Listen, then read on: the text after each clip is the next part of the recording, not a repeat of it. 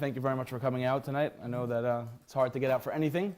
I definitely appreciate it. And I want to start by introducing myself. My name is Joe Schwartz, and I hate marketing. So that's all for me right now. And I'd like to concentrate on the people in the room. This room is filled with people who are here, hopefully to learn about marketing. I'm pretty sure that you'll come out with more knowledge than you started with the evening. But you are different. You're all different. I would say most people fall into one of four groups. I may be missing some, but this is pretty much based on my experience. Most of you fall into four groups. The first group is people who are either trying to get into the workforce or trying to get into marketing. So you're new to marketing. The second group is business owners, people who are experienced in business, but want to get a marketing edge. Maybe their focus is on what they offer, but they've been less focused on marketing in the past. The third group is graphic designers, other marketing professionals. You never know. I learned the most from other marketers. So I know my own personal experience. The best people to learn from are people in your industry, and that's why you're here. And there's one special fourth group, and there's only one person who belongs in that group, and it's my Schwieger, who's decided to come visit to join our class. So she's a businesswoman. She has a degree in business administration. So respect the fact that she's here, and definitely wanted to shout her out. So marketing is a very broad subject. It's a broad topic.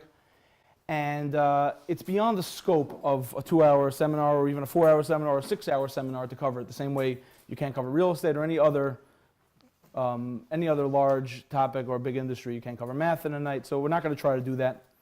What I'm going to try to do tonight is I've tried to distill a lot of concepts and fundamentals of marketing, things that can be applied in many industries and many jobs, and I've tried to boil it down into a 2-hour, presentation. Though I've tried to shave some of the material off from previous lectures. It's hard. I get caught up in a point trying to give it over, and so we'll get through as much as possible. I'm definitely going to focus on the 5 Ps, which is the advertised title of the course, which is probably the most valuable. If we have time, we'll get into other, equally valuable, more like applications of the fundamentals. So let's get back to what I said in the first sentence, that I hate marketing. Of course, I don't really hate marketing. I love marketing. That's what I do.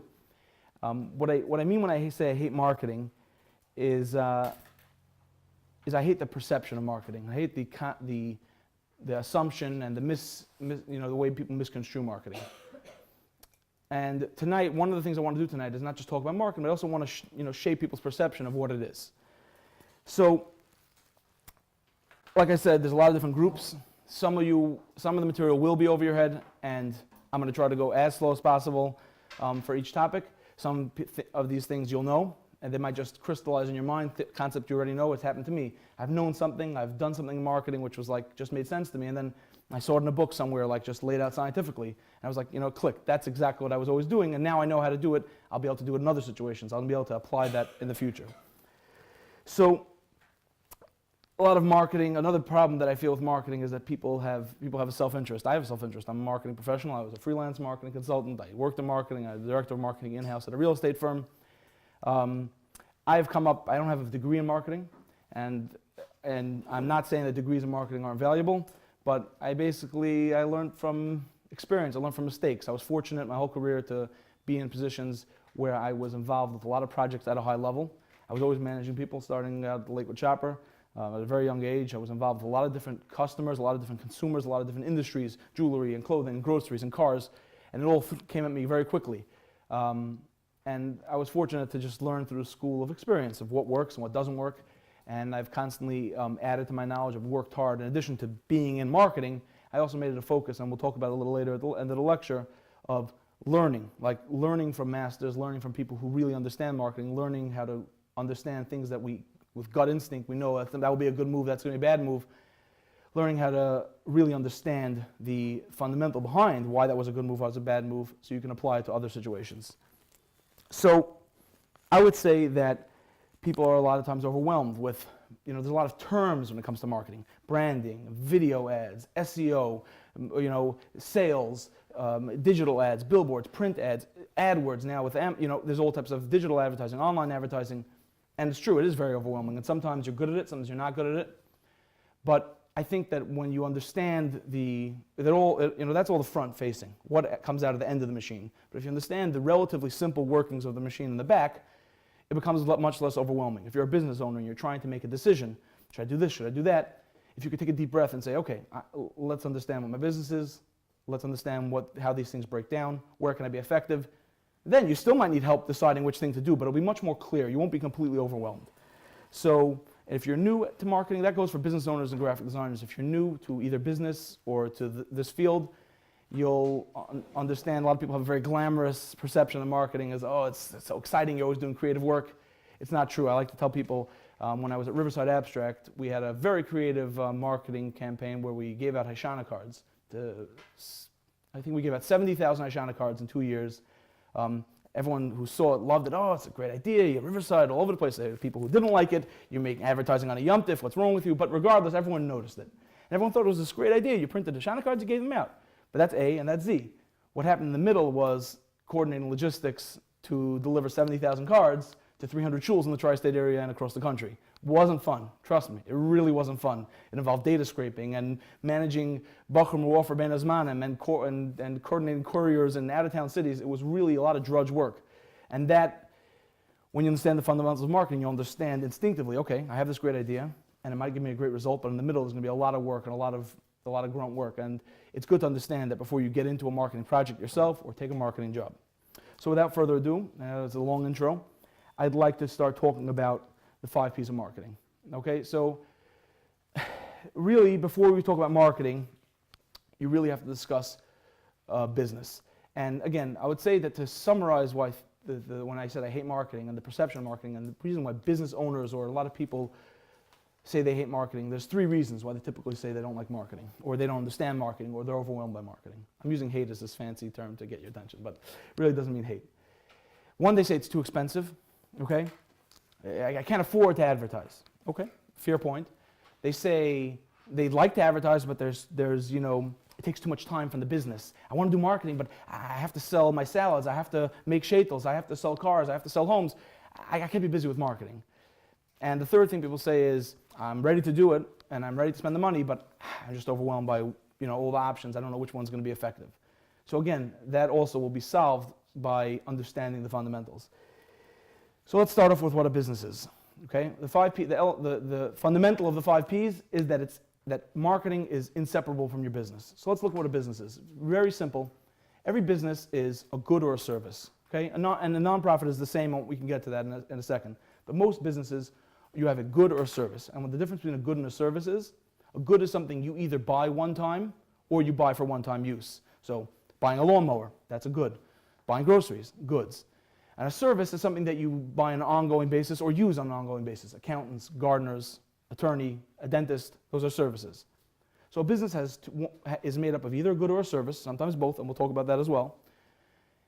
And then it has an offer. Either people are interested in what you have, or you're trying to offer it to people and get them interested. Now there are people interested, but they don't know that you have it. So that's what we call, there's the business, which is the good and the service. There's the offer, which is people are offering to buy it or you're offering to sell it. And then there's an exchange of money. People are actually paying you. So having an idea that doesn't generate a profit, or we'll talk about charging too low, that you don't make a profit, if you're missing any one of the 3 elements, either a good or a service, an offer, either way, to you, to the customers, or the customers to you, and getting paid, making a profit, if you don't have one of those 3 things, you're not in business. Okay, same things with a nonprofit. If a nonprofit has a product, right, a yeshiva, and they have an offer, support the yeshiva, but they're not making money, they're spending more than they bring in, that would be an example of how a non-for-profit is not in business. And they're not accomplishing the goal of that non-for-profit. They may be, even though the stated purpose is not-for-profit, but they ultimately have to make a profit in the context of their business. Okay? So a business is 3 pieces: good or service, an offer, and profit. So if everything in business is a good or a service, so you understand that's the thing that you have. So if you're a shaitel macher, you make shaitels, you set them, you take care of them, you provide care for shaitels, or you might sell them. So that's an example of someone who's both a good and a service. And that is an important role in the offer. It plays into the offer. It's not like you have your business and then you have your offer. They're connected. And so what I would say is my definition of marketing, and this is not my original thought, but this is something it is accepted by many people, and smart people, I like to think so, is that marketing is defined as anything you do to make it more likely for people to choose your goods and services. You have a good and service, that's one part of your business. Marketing is anything that you do to make it more likely for people to pick your goods and services. So anything is very broad. Now we're overwhelmed again. Anything? Oh, what does anything mean? So anything is very broad, but it really can be simplified into the 5 Ps. And we'll get into the 5 Ps. I'll do them quickly, and then we'll get into each one individually. The 5 Ps of marketing are as follows. Your product, okay? And my product is a stand-in for service. It's easier to say product. So the thing that you offer. And that could go into, you have a better product, you understand. If someone has a nice fresh tomato and a rotten tomato, the person with the better product is going to be more likely to be chosen. So there are ways you can influence the likelihood of being chosen by changing or tweaking these 5 Ps. If you have a better product, you will have a more likelihood of success. Okay, price. Price is another P where you can tweak your price to make it more likely for people to purchase or choose your goods and service. The classic one that everyone understands typically is low price. If you have 2 people with equal service, you both have a fresh tomato, one guy's charging 39 cents, one guy's charging 29 cents, it is more likely that people will buy the 29-cent tomato, all things being equal. Okay, placement is the 3rd P. Okay, placement is, it's very subtle, but it's very, very important, maybe the most important P. Placement is, where is your product or service in relation to the person who's going to get it? If you sell tomatoes on one side of town and the person who wants to buy them is 5 miles away, they can't buy your tomato. If you sell canoes, but your store is in the desert, you're not near the customer, right? You're not placed well in geography. You can also be placed in time.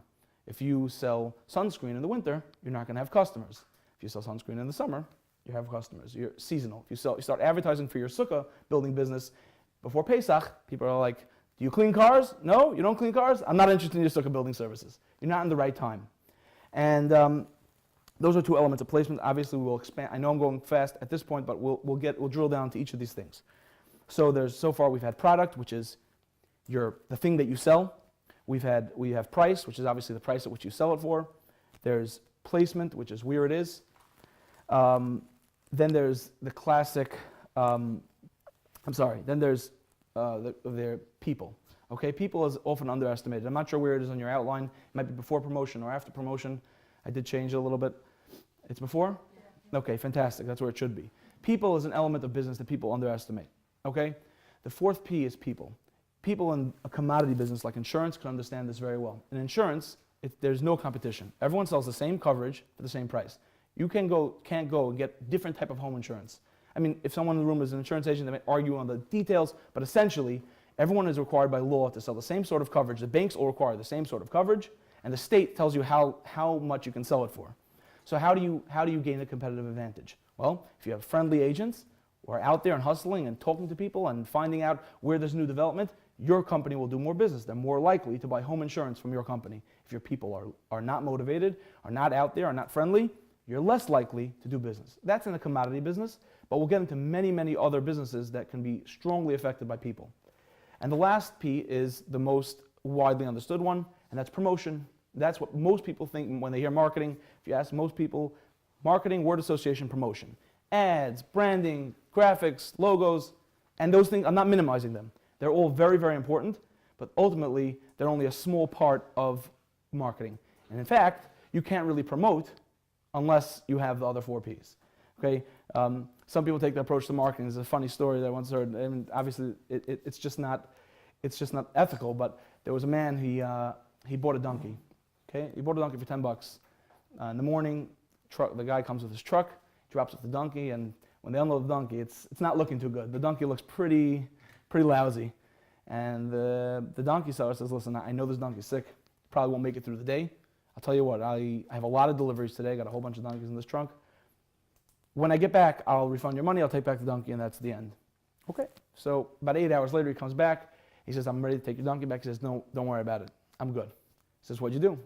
He said, "I held a donkey raffle. I sold 100 tickets for $1, $10 donkey. Sold 100 tickets for $1. Whoever wins gets the donkey." He said, "That's a great idea, brilliant. You turned a $10 donkey into $100. But what about the guy who won? Oh, the guy who won, I refunded his money. Right? That only works once, all right? When your word gets around, that's not marketing. That's all sizzle, no steak. It works, it's very short-sighted. It works once, maybe, if you're lucky. And worse than it works once. You can't do anything else afterwards. It ruins your reputation.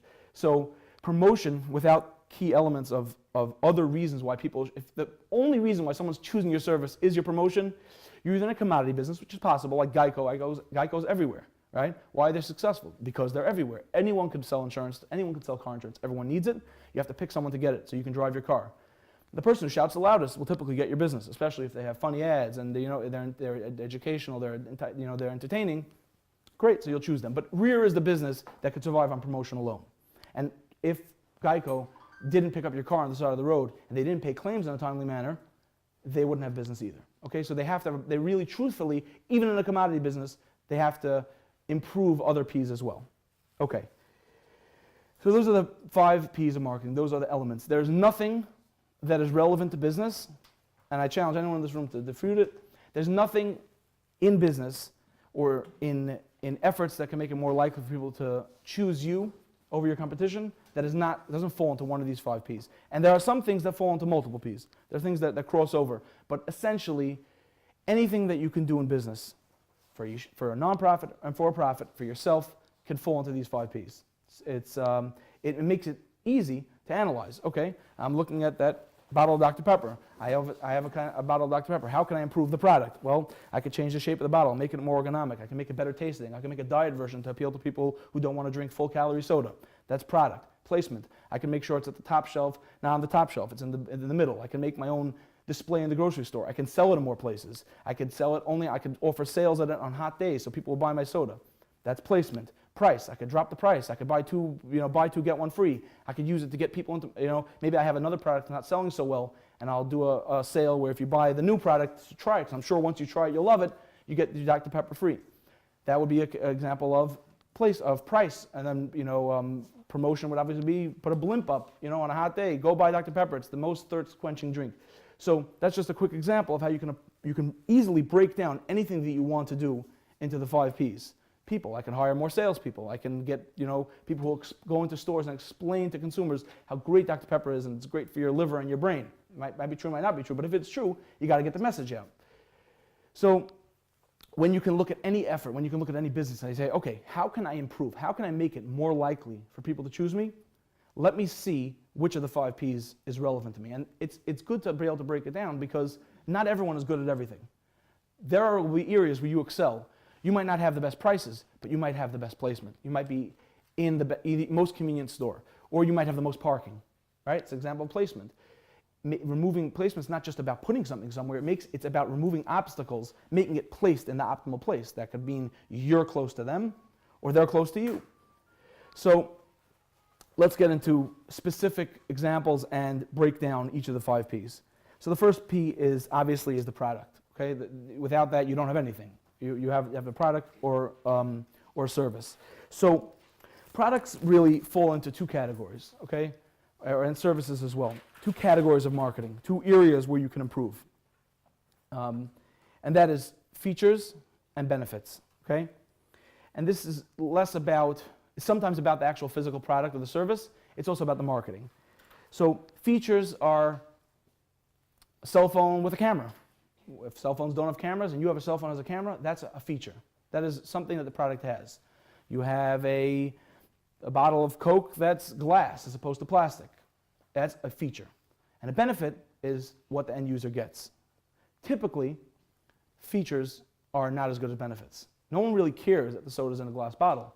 But if it makes you feel like summer, if it makes you feel nostalgic for your youth, if it has some sort of benefit to people, then that's what they buy. When people, shirts, sometimes you have shirts. If anyone has boys and you have a lot of shirts in the family, you have wrinkle-free shirts, right? I remember my mother, when they invented wrinkle-free shirts, it was the most amazing thing that ever happened. They advertised the feature, but the benefit was inherent. And they didn't say, these shirts are lined with, they're a cotton polyester mix that's scientific and cutting edge and requires less ironing. They said wrinkle-free shirts. They made the feature into a benefit. And that's really the best, when you can combine a feature into a benefit. So let's take an example of cell phones. Before cell phones had cameras, right? you had a cell phone, you carried it around, it was important to you, but you couldn't always take pictures. Now, a cell phone is a camera. Sometimes it's understood, okay, a cell phone is a camera, I can always take pictures. But what do you think is a more effective ad? Now, buy this camera with a cell phone. Or now, never be without it, never lose a moment. Always be able to capture every memory that you want. The camera that's always in your pocket. From the days when we had to carry a separate camera in a bag, on a Velcro strap, around our waist, or over our neck. So, by being able to break down what you do in between features and benefits, and you could literally, anything that you do, you could write down. Okay, if you're in the service industry, it's a little bit more subtle, but last class I had an accountant in the crowd, so I used that example. But if you're an accountant, what do? Do you prepare people's taxes, or do you give people financial peace of mind, right? Which sells better? Because a lot of people prepare taxes, but if you're telling a guy, I'll make sure the IRS doesn't come after you, or I'll make sure that you get every deduction, I'll make sure that you're comfortable, that you feel like you're getting the best result from your tax burden, that's much more effective than saying, I'm gonna count every line, or I'm very experienced, accountant. Now, I won't say that for certain people that pitch might be there, but in the general rule, features are not nearly as important as benefits. The last thing I'll say about features versus benefits is that you could sometimes use features and benefits to create your product or to create your service, right? Sometimes thinking about the end user is how you create your product or how you create your service, right? If I'm an accountant, I'm a new accountant, there's a lot of accountants in town. How do I compete? How do I differentiate myself from the competition?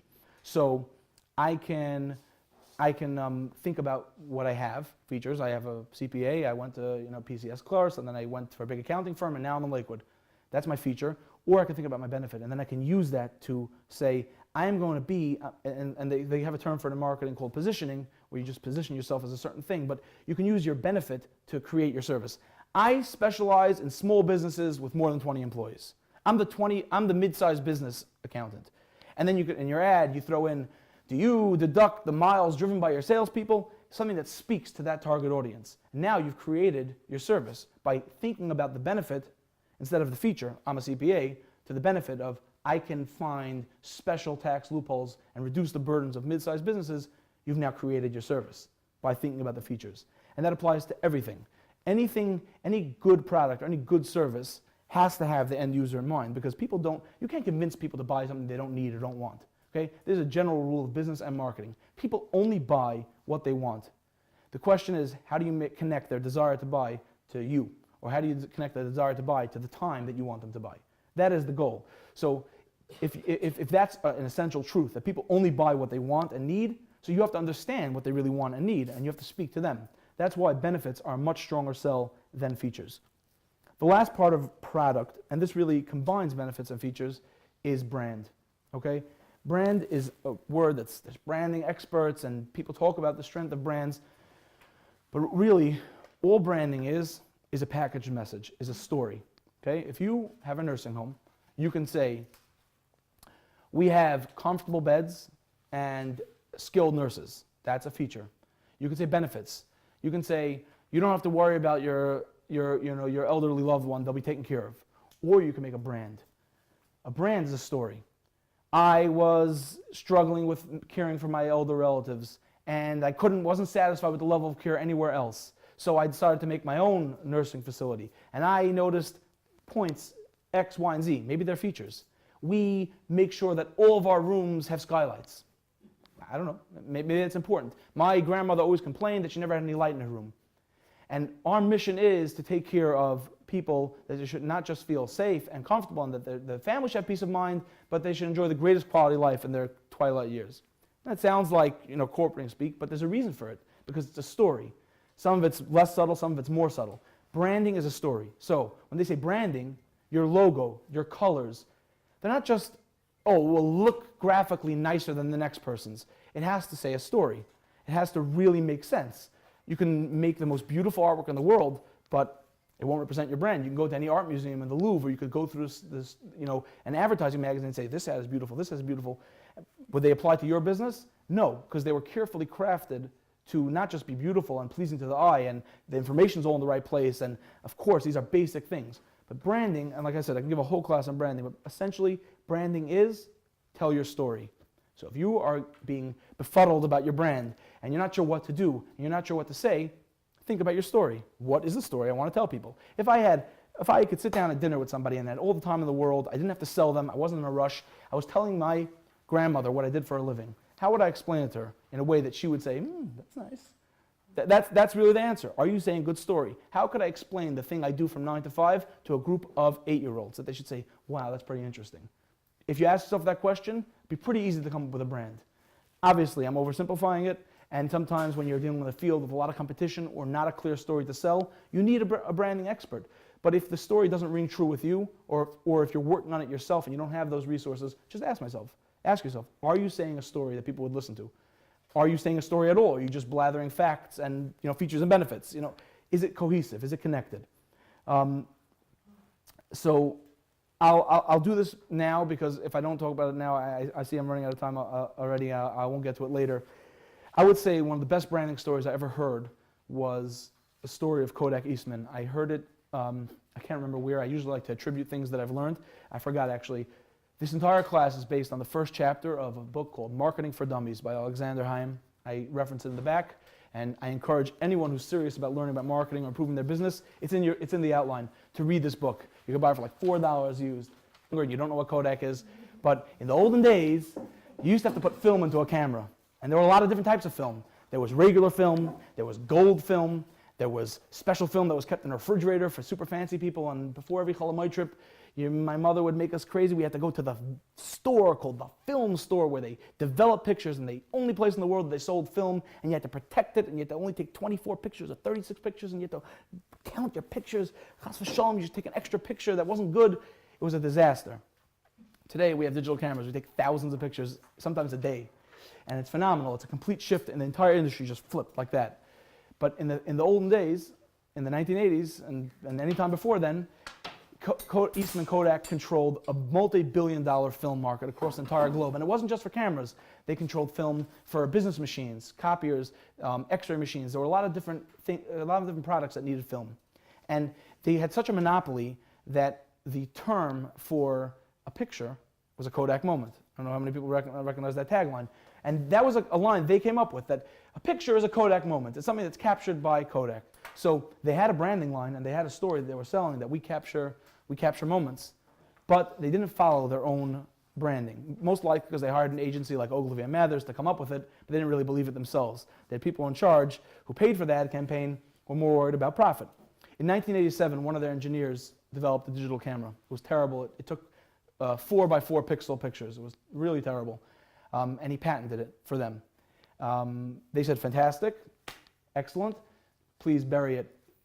Digital cameras will never work, they're expensive, no one will be able to afford them, and frankly, they'll kill our film business. And they disregarded the patent. When the patent ran out, it coincided, the 17 years or the 27 years, whatever a patent lasts, coincided literally with the smartphone and digital phone era, and that was really the beginning of the end. Every other company, every one of their competitors took the patent, or they sold the patent. I forgot what happened exactly with the patent, but they booted it out the door because it would ruin their film business. And they made a very poor business decision, and now Kodak is, I don't know what they sell anymore. Maybe they sell other companies on like a website somewhere in China. They sell some stuff. There's a company that literally controlled the entire global film and camera market. They also literally coined the phrase, the Kodak moment. You would think they understood their branding. So what mistake did they make? They didn't believe the thing that they said.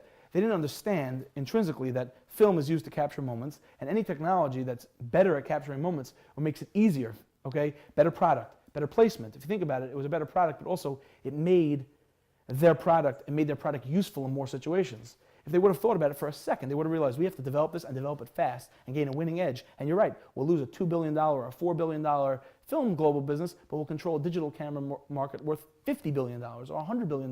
The magnitude of the size of the business of digital cameras over film is self-understood. Film used to be something for the amateur photographer. A few people, one person in the family had a camera, and one person knew how to use the film and develop it. One person could afford the film, usually the mother if you were lucky.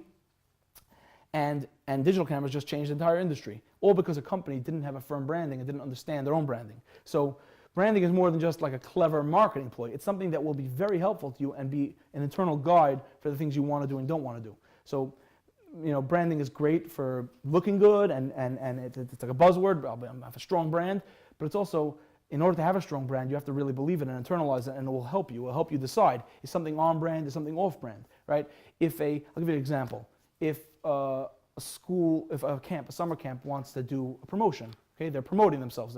They analyze the P of marketing, of promotion. They said, we got to get the word out. So if they have a choice of two things, let's send out a postcard, same price. Let's send out a postcard, or let's send out a pair of sunglasses.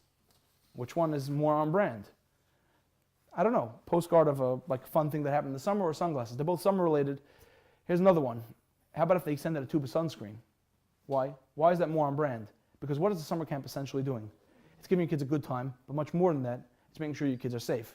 Right? We know that if your kid comes back from camp and they get bullied or they're unhappy, it doesn't make sense how much fun they were having or how many trips the camp did. You're going to be on a different camp the next year, no doubt, maybe even in the middle of the summer. So a camp that's more thinks about what are we doing? Of course we're giving the kids a good time, but why are we giving the kids a good time? We're giving them a good time so that the parents know that they're cared for in the context of a summer camp. It's the summer. Summer camps take care of kids and give parents peace of mind that their kids are happy and safe. So a tube of sunscreen is great. It gets the message across, it reinforces, it's on brand, and it reinforces the deeper part of the summer camp's message. Will that work for every camp? I don't know. But when you think about branding as what really essentially you're doing, you come up with a lot better ideas. So that's a note on branding. And one more thing about product is, and like I said, there's a combination of product and features, is the experience, okay? A lot of times, it's the service, it's the whole package of all the things that you do. But I'll give you a good example. If you go into a store and you buy a dress, and they take your dress and they put it on a plastic hanger and they throw it in a little bag, a plastic bag, and you walk out with it. If you walk into a store where they wrap your dress in a piece of paper and they put it in a big paper bag and a box in a big paper bag, all that costs another $2 a sale, but you feel like $1 million. Why? Because why do you buy clothing? You buy clothing because you want to feel good, you want to look good, you want to feel good, right? So which thing is more pleasant? Which thing adds to the experience? The throw in the plastic bag, or I'm coming home and I unpackage it. And tech companies understand this intuitively. You open up a camera. GoPro sells cameras. I recently bought a GoPro camera for my business.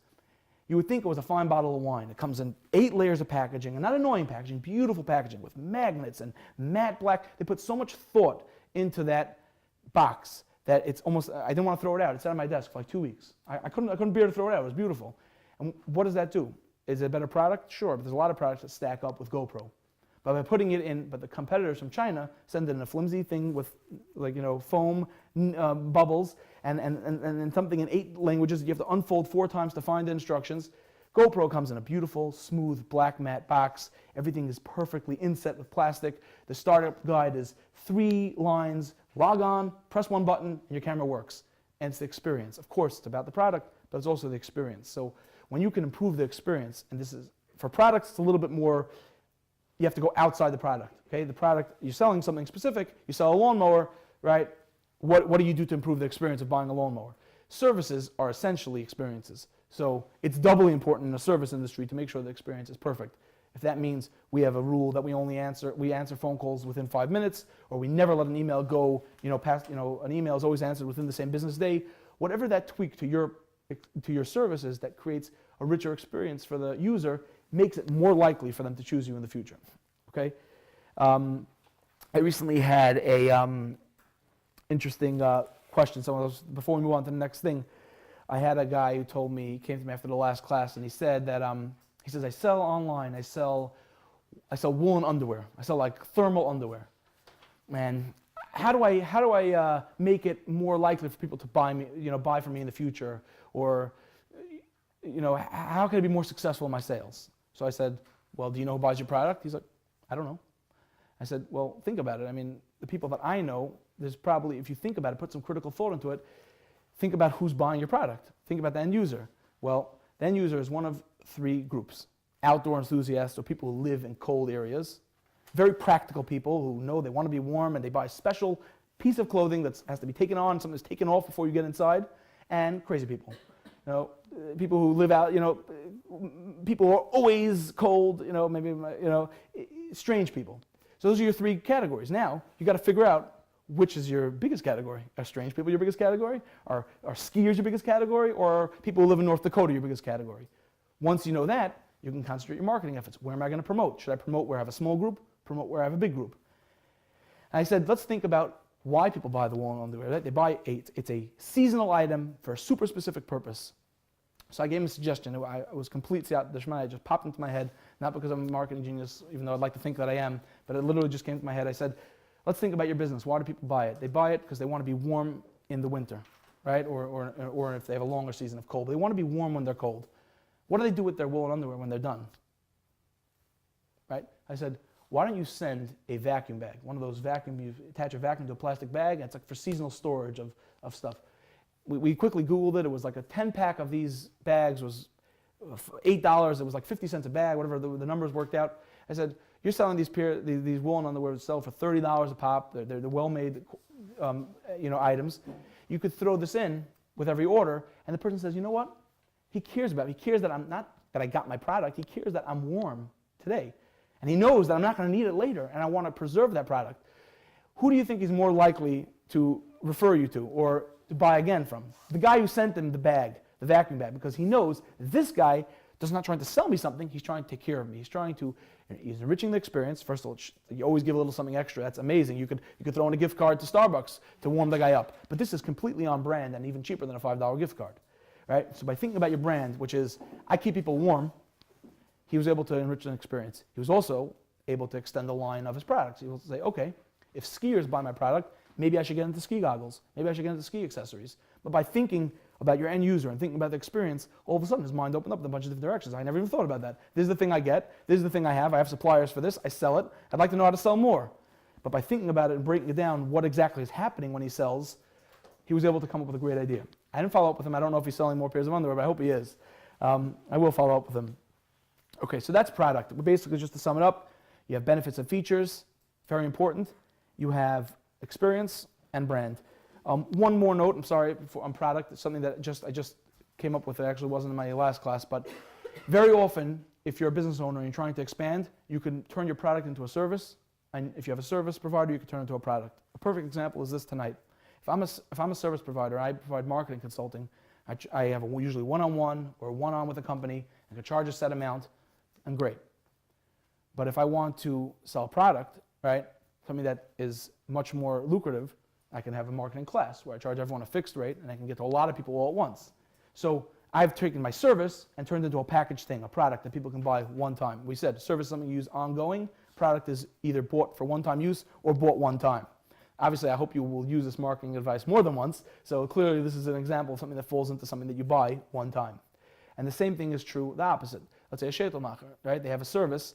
I'm sorry, this is another example, but it could really go both ways. If you're a shetelmacher whose primary business is setting shetels and styling, that's a service. It's limited by your time. You can only scale if you hire more employees. If you sell shetels, all of a sudden, you're selling a product. Or if you sell a shetel setting class, you're creating a product out of your service. And flipping from one to the other can be very lucrative and is a way to just naturally expand your business. In addition, when you go from transitioning from product to service and service from product, you have to do a lot of deep thinking about what you have now, which typically helps you with future marketing efforts. Okay, let's get into price. Price is a P of marketing. It's easy to understand because some price tactics are common and understood, but it's probably the most dangerous. So if I can give you one word of advice on price for marketing, don't do it. Okay? Don't do it. If you proceed at your own risk and you want to tweak price, we'll go through a lot of the different options and methods and tactics there are for using price of a product to make it more likely for people to use your goods and service. Okay? The most common and easy to understand one is Walmart's model, low price. If you're someone selling for 39 cents and you can sell for 29 cents, great. You just have to sell a lot more tomatoes to make up. And that's what Walmart does. They sell tremendous volume. They squeeze their supply chain. They buy tremendous volume, which allows them to negotiate better prices. And then they're able to sell on everyday low value, everyday great value. Maybe they changed it too recently. And so they're trading profit margin for volume of profit. They just have a lot of people in their stores. It can be effective. It's a terrible idea for any service business because what will happen with a service business is service businesses are based on time. They're not scalable. Okay? If you're a landscaping guy and you're very good at your job, you can only do so many landscapes, you can only do so many yards every day. The only way to grow your business is to hire more people. People are paid by the hour. It's labor. It's very, very hard to scale a business out and compete on price. So a service business should never compete on price unless you're in a very, very bloated market, something like that you can completely disrupt the whole industry and change something about the industry that makes it easier for you to charge less and still make more money. I'll give you an example. A lot of companies use payroll services where they pay ADP or other big payroll services to handle all the payments and benefit administrations to their employees. The company has, let's say, 20 employees, big enough that they need to make sure everyone's getting paid on time, but small enough that they don't have HR and they don't want to cut checks. They hire one of these companies. To the biggest companies that just use them, it's easier. The ADP pretty much has a monopoly on the market. There was an outfit in the West Coast that is slowly gaining market share. They came up with a brilliant idea. They told companies, we will manage all, and they charge a fee, let's say a percentage, a small percentage of every paycheck is their fee. The company said, we have this brilliant idea. We're going to do payroll services for free. The deal is that we're exclusive with your 401k and life insurance and a number of other related products which aren't always provided by the company. And they figured if we have a lock on 1,000 employees, we'll give the payroll for free, whatever that costs to get into that company. And now we're exclusive. We'll get their 401k we'll make money on. We'll get money when we sell life insurance. That was their plan. So that's an example of a low price service. It's a financial services company that they have to have agents, they have to talk to people, they have to sell people, but they managed to throw the model. They said, okay, we're not going to make the few cents on each paycheck, and they were able to get in on low service. But unless you have, in this room, some sort of plan to disrupt an industry, which you might, it's a losing bet to compete on price in a service company. Products, a little bit less. You could have a competitive advantage. Maybe you found that you're selling something made out of plastic, and you live on a plastic mine, right? And you have no cost of raw materials. Maybe you have some other competitive advantage where you can compete on price. You have machines that work faster. Right? You have something that can be better internally, and that allows you to compete on price. So that's low price strategy. Doesn't need any further explanation. If you're cheaper and the thing's the same, people will choose you. Okay, the opposite is the high price strategy, otherwise known as a premium sale strategy. I would say that, I'll give you a personal anecdote and then one that's more widely known. When I was young, I was working in marketing, I wanted to freelance, and I would go to companies and I didn't know what to charge, and I wasn't so confident in my abilities, and frankly, it probably wasn't worth that much. So I would tell people, I'll charge $50 an hour. It sounded like a lot to me, and I would try to get people and try to get them to listen to me. I would do full pitches, and I didn't get a lot of traction. I got some jobs, lost some jobs. Ultimately, I wasn't getting anywhere. One day I decided, you know what, $50 an hour is not worth it for me, and I'm just going to charge $250 an hour, just overnight. No justification whatsoever.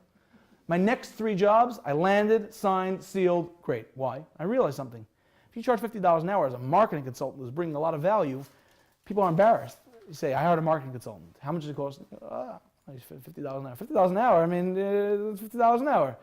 But when you charge $250 an hour, people say, I hired this guy, and he charged $250, but I'm telling you, it's worth it. It's so expensive. And really, I mean, in real life, if I brought the value, then I'm definitely worth it. But it was much more important to the customer to be able to say, I'm buying something premium. A lot of you may have heard of, there's a fashion company called, I pronounce it Hermes, I don't know how to pronounce it, they make something called the Birkin bag.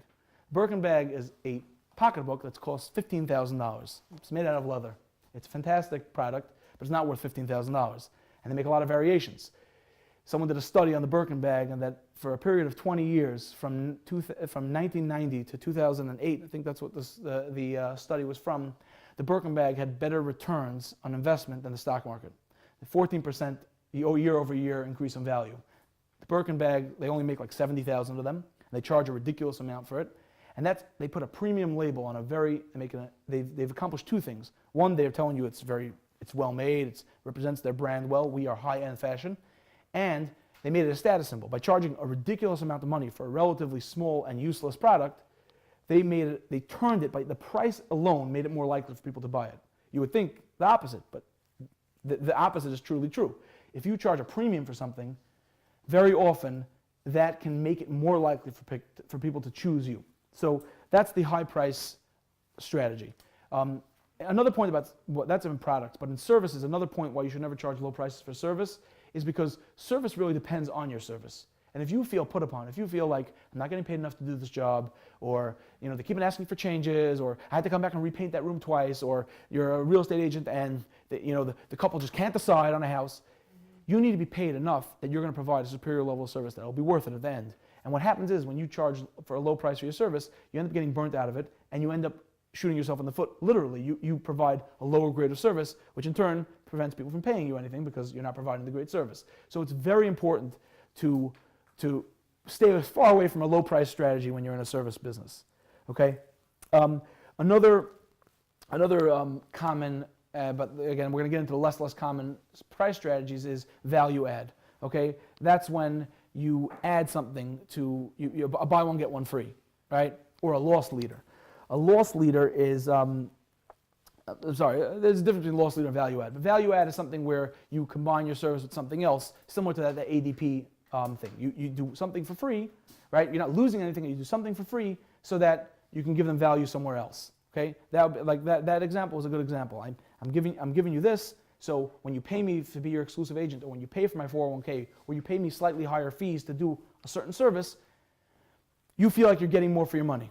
Okay, a lot of times there's promotional items. If you buy X amount of groceries during Hanukkah, Westgate, Kosher West will give you a donut. It's value add. The donut is de minimis. It really costs them almost nothing. But somehow you feel like you're getting more for your money. You feel like it's a good idea to go shopping there because they're giving you something for. You feel like you're getting something more than what you paid for. I recently read a story about a business, about a woman. She makes custom wedding gowns, very expensive custom wedding gowns, and she works really, really hard on them. She has a whole team, and they handcraft wedding gowns, and they communicate with the brides. They're very involved with their customers, and without fail, she sends something extra. If the bride ordered a blue gown, she'll send a blue chain of flowers or something other handmade item, or a little pillow for the ring, or some other thing that was not asked for. And it does cost her a little bit, but she has a team of people working. They're working with the materials, with the style. It's not like they have to rethink the whole concept. They extend it out a little bit, something that wasn't asked for. And she says that is the #1 reason why she gets referrals.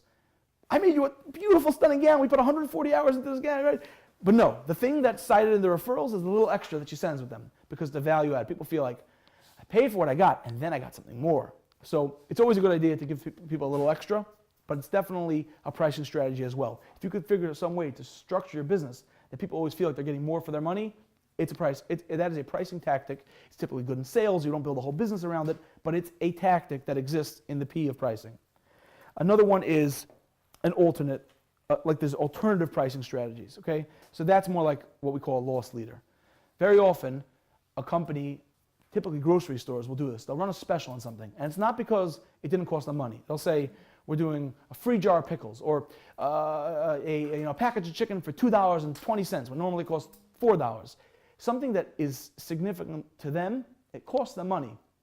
But once you get people in the door, grocery stores know, once you're in my store, you're typically going to end up buying the Mike and Ike's for Shabbos, and that cake looks good, and maybe, maybe I'm making a roast for next week's Simcha, and you end up buying a lot more than you think you'd buy, because your grocery stores are competing for attention, and ultimately the one that gets the most attention, everyone's buying a certain amount of groceries, so if they buy them from you and they get more items, it's worth it for you to give them something for free or something that you even take a loss on.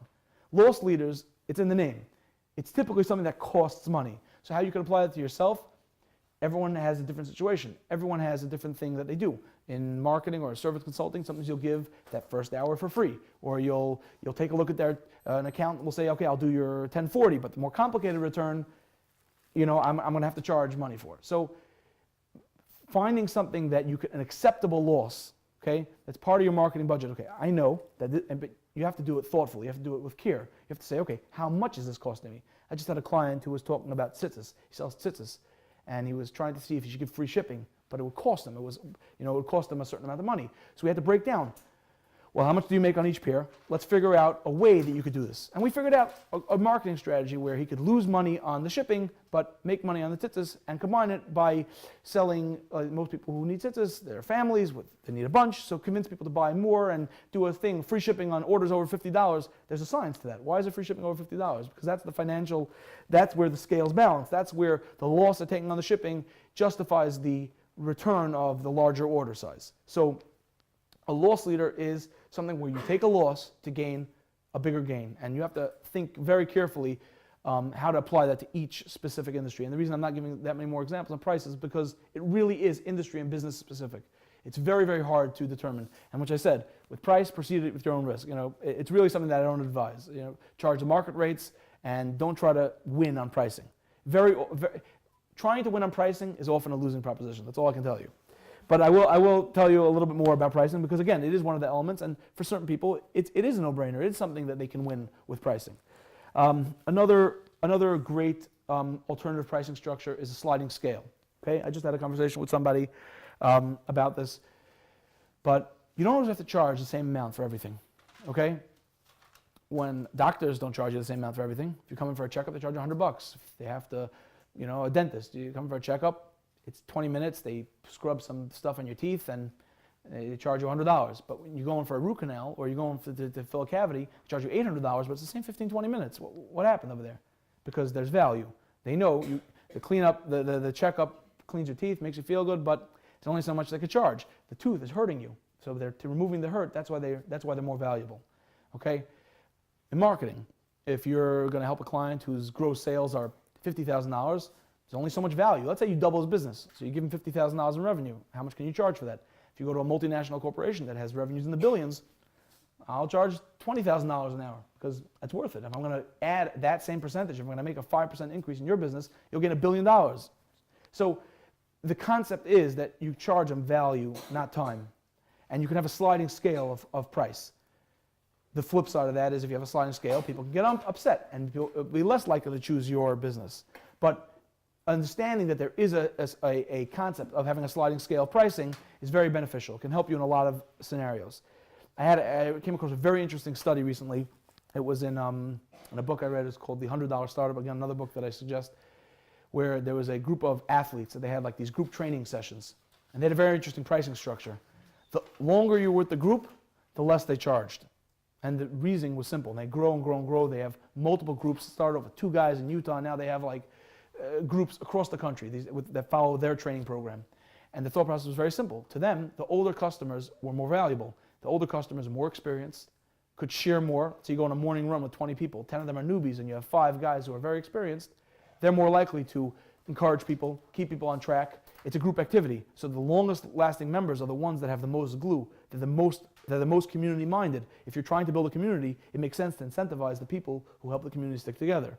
That's an example of a company that understood where its branding was, understood where their marketing excellence was, which is in their product and their experience. They knew that if they had a strong community experience, people will be more likely to join, suggest to their friends, you have no idea how amazing this thing is. We go in the morning and it's great and everyone helps each other and we never, we get in the mud, everyone jumps in the mud.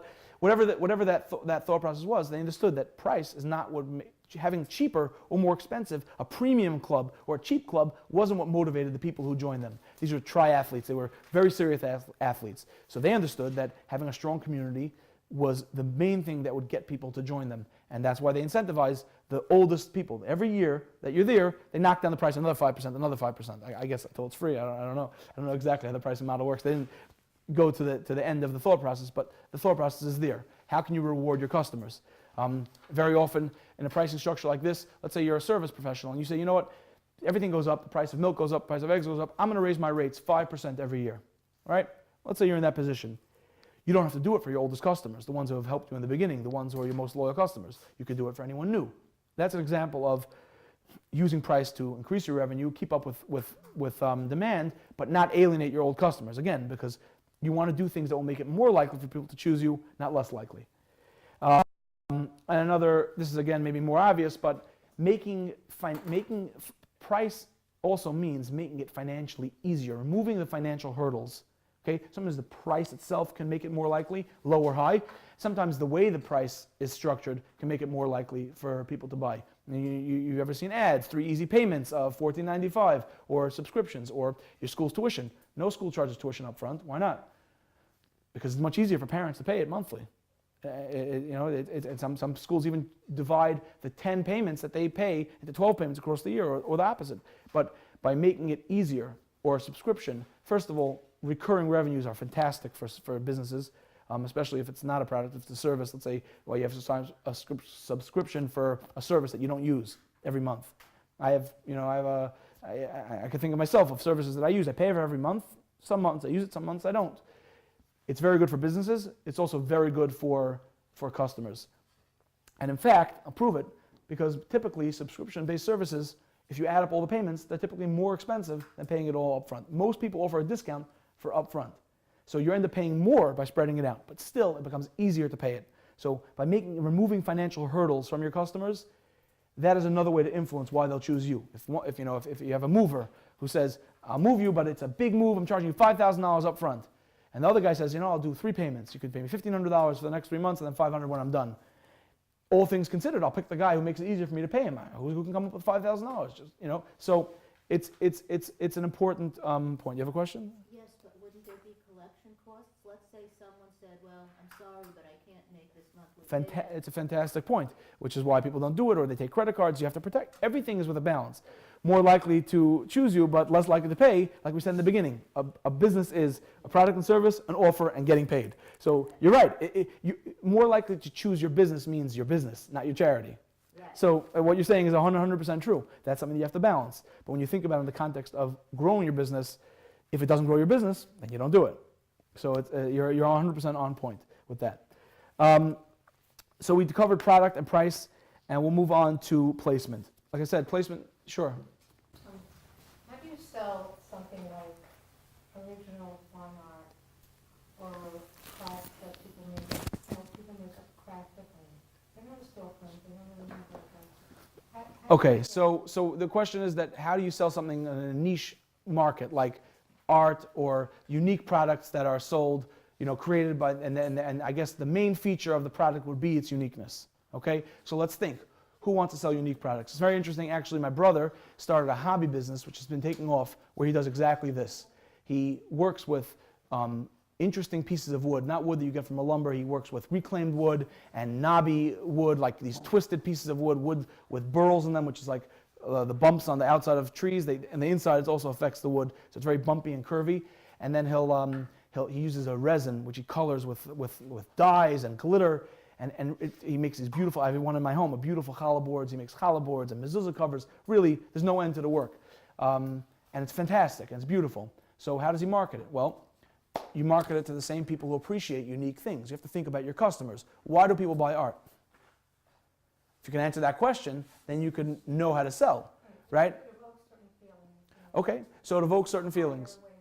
Okay, fantastic. So if I would tell someone who has limited resources, an artist, but can't market, to partner up with other people who are in the business of catering to those people's desires, right? Interior decorator.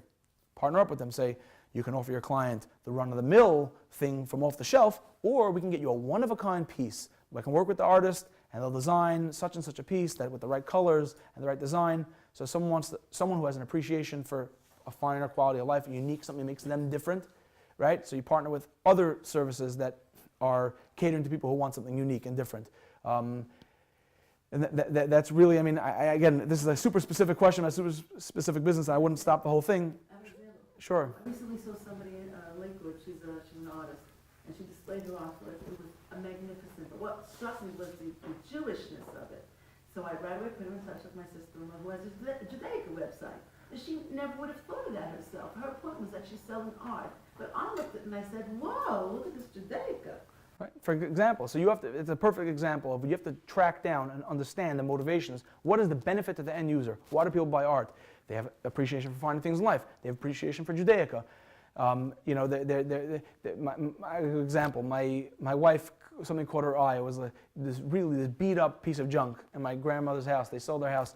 It was a old-fashioned Shabbos lamp from old Germany. They had this lamp with it had multiple metal spigots where you put oil in the middle and you had the wick, so it lasted a really long time. And because on Shabbos you weren't allowed to move it, I think there was some sort of Shabbos mechanism where you cranked it on these metal teeth and you to raise and lower it.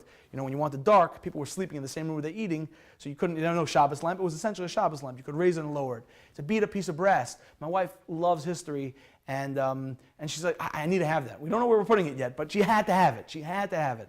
So you have to find out what the benefit to the user is. Nostalgia, appreciation for Judaica, appreciation for uniqueness, finer things in life, and then tailor your marketing strategy to that. Fair answer? Oh, it's a very good question. It's beyond the scope of this, We're speaking more generalities. You're more than welcome.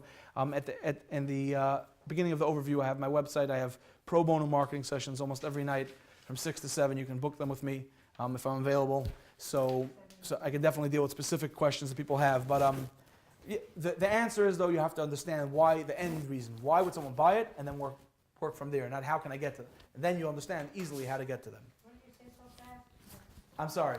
I talk very quickly. I have free consultations almost every night from 6, work nights, from Monday through Thursday from 6 to 7 on the phone. So if we want to discuss something specific, I think I lost my microphone. Bear with me 1 second. I did. That's a huge marketing thing also. What?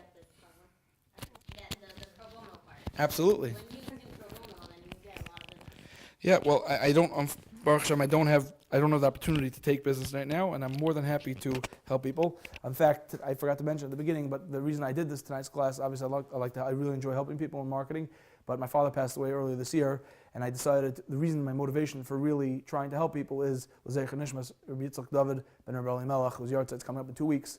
So I was supposed to mention that in the beginning, but I did not. That's really my motivation for doing this. So, like I said, I can address specific questions outside of the seminar. Like I said, I have a website, and you can come up to me after the class. I'll give you my cell phone number. That's how you can contact me.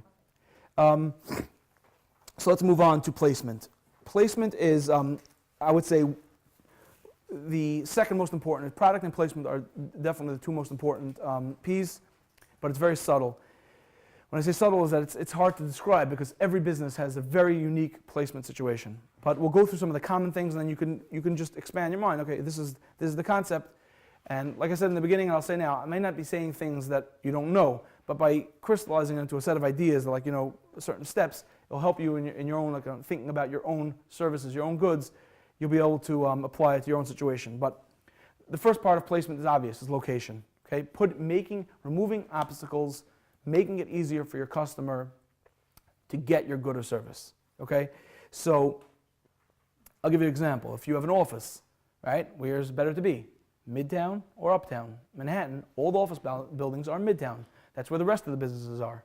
If you serve businesses, you want to be where the businesses are at. You don't want to make them drive out to Long Island to come use your law firm or your accounting firm. That's why you won't find those offices out in the outskirts. If you're a private security firm and you don't want everyone to know that you're hiring a private security firm for some reason, then it might make sense to be in a small nondescript building on the outskirts of town. Depending on what your business is, your geographic location can play a big role in how likely it is for people to choose you. If it's too difficult to get to you, people are not going to choose you, unless that's part of your strategy. So physical location is very important. It could be on a much smaller scale. Everyone knows, this is probably something that everyone knows inherently, if you go into a grocery aisle, cereals on the top shelf and the bottom shelf don't sell nearly as well as the cereals in the middle shelf. And which cereals on the middle shelf? The ones that are the most lucrative for the grocery store, the ones they want you to pick. The bogus ones and the off-brand ones and the kosher ones and the Yashin ones are all over the place. Maybe except in Lakewood, where that's the thing because they're thinking about their customer, they want it to be easiest for them to get. But in most places, your prime brands are going to be in the middle, the geographic location that's easiest to see. So it can be in a big scale, it can be in a small scale. Another example is, when they say location, it could mean a location that is easy to get to, doesn't have to mean geographically. And I'll give you an example.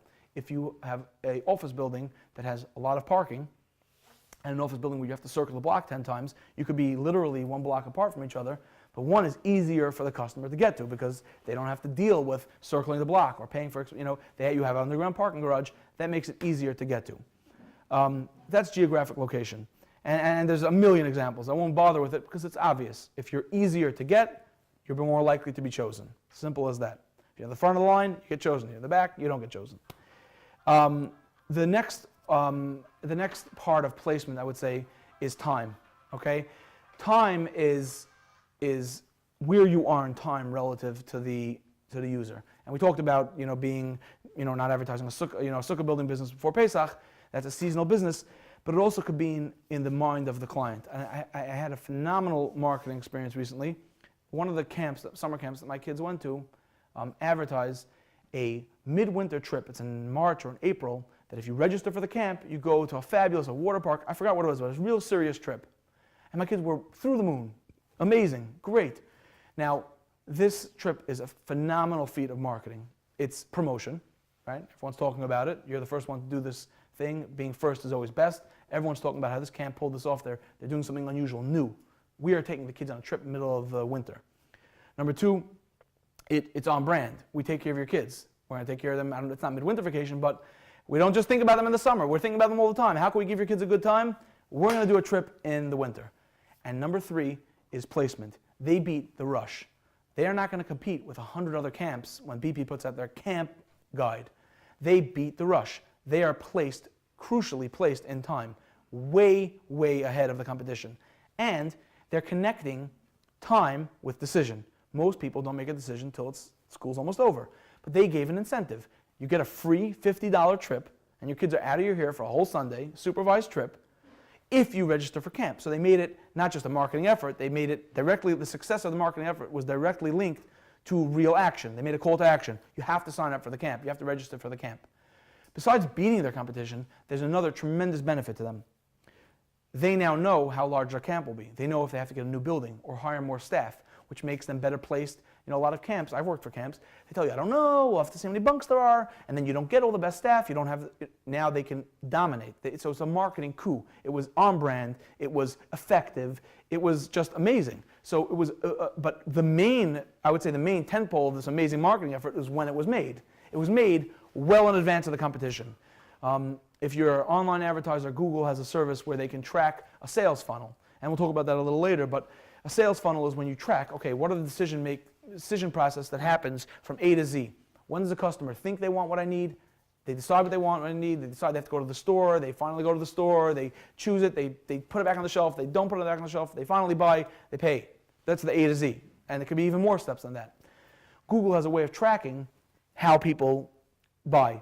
So they've discovered that if someone checks out snow conditions or watches live, ski cams at ski resorts, that they're likely to book a ski trip in a certain amount of weeks. They've tracked it. People start getting interested in skiing, and they Google this, this, and this, and then they decide, and now, if you're a guy who sells skis or sells ski lessons, you can be way ahead of your competition. Instead of the guy getting off the plane in Colorado and start Googling, okay, I need ski lessons, or a lodge, well, probably they booked their lodge before they got there, you're way ahead of the competition. You can be advertising to them before they've even made that decision to book the trip.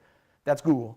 What can you do? Well, you know your business. You know if you think critically, and if you don't know, you can ask, and we'll get to that as well. But knowing how people go from A to Z makes you much, much more on target with your placement, both geographically and in time.